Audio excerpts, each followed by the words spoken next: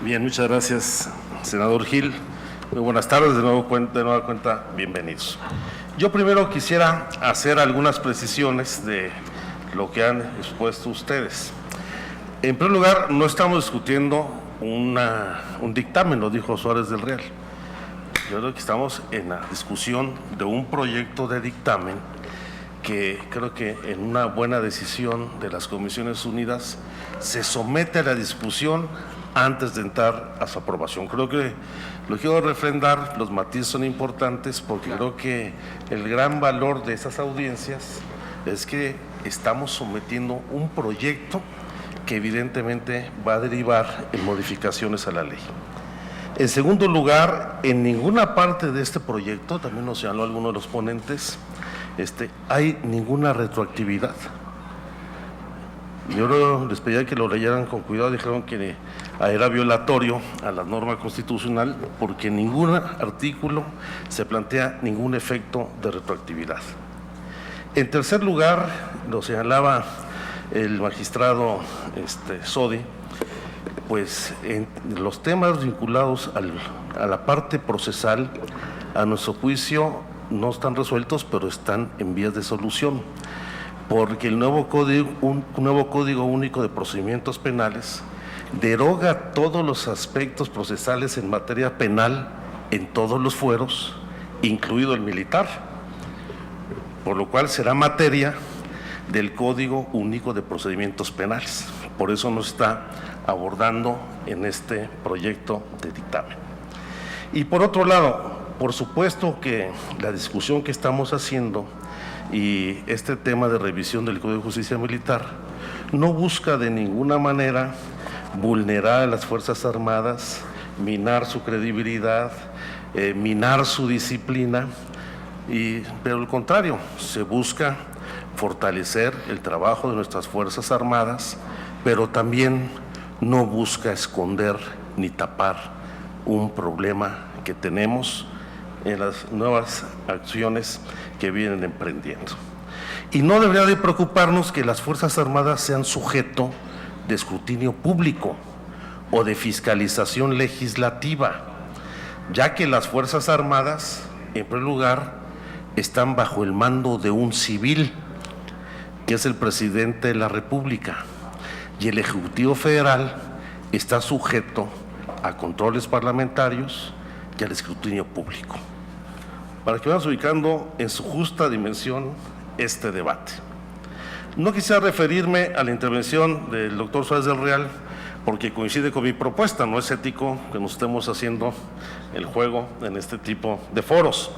Solamente sí creo que es importante rescatar la observación que hizo en el sentido de eliminar del proyecto de dictamen los conceptos de estado de excepción o estado de sitio que no están en nuestra Constitución y efectivamente retomar el concepto de suspensión de garantías, que es el que constitucionalmente está establecido en nuestra Carta Magna.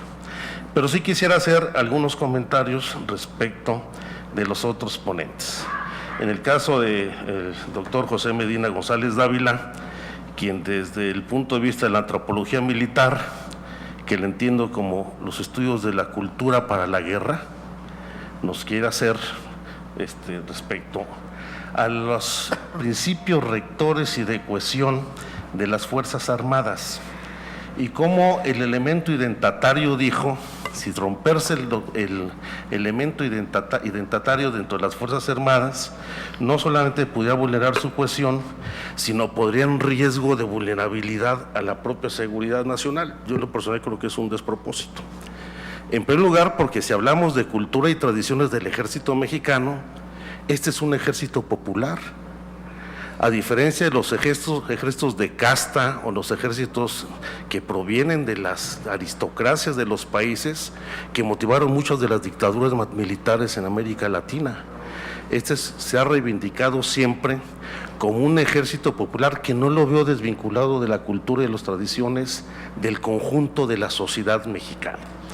Que tenga sus propias normas y reglas de disciplina interna es una cosa, pero yo no veo un ejército, y ese es el valor actual del ejército, y por eso se le tiene tanto respeto, por el vínculo que tiene con la población.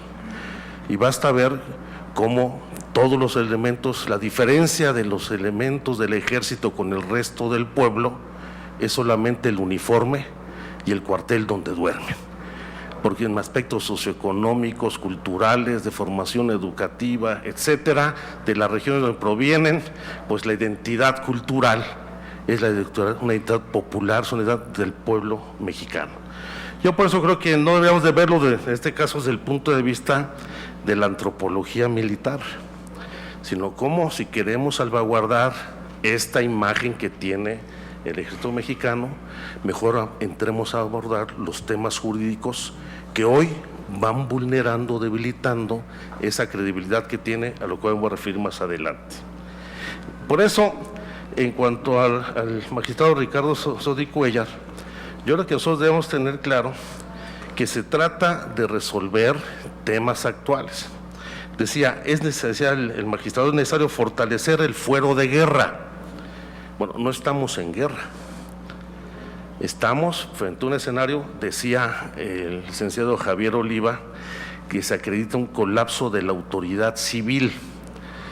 Yo creo que no solamente es un colapso de la autoridad civil, sino un debilitamiento del Estado mexicano que ha llevado al ejército mexicano a atender tareas que no le corresponden.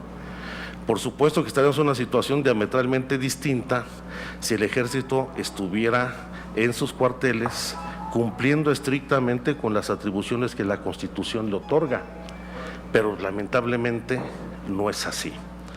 Decía el licenciado Sodi que el actual Código de Procedimientos Penales, el Código militar, ha funcionado bien.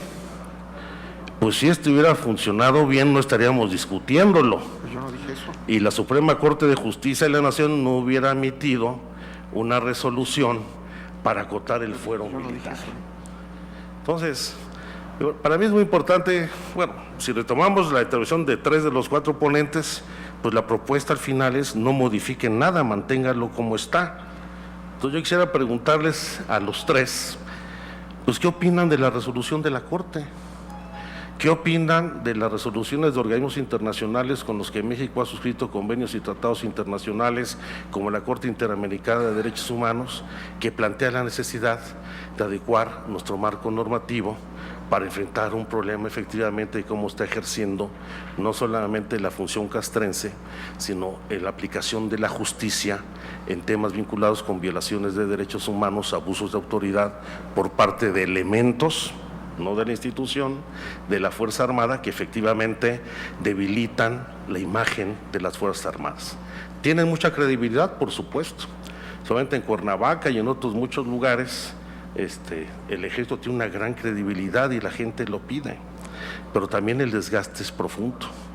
No opinan lo mismo la gente, ahora que están de moda las comunidades de Paraíso y La Pintada en la Sierra de Guerrero, donde vivieron la guerra sucia, o la experiencia reciente en Ciudad Juárez, contraria al ejército, pues derivada de que el ejército está haciendo funciones que no le competen.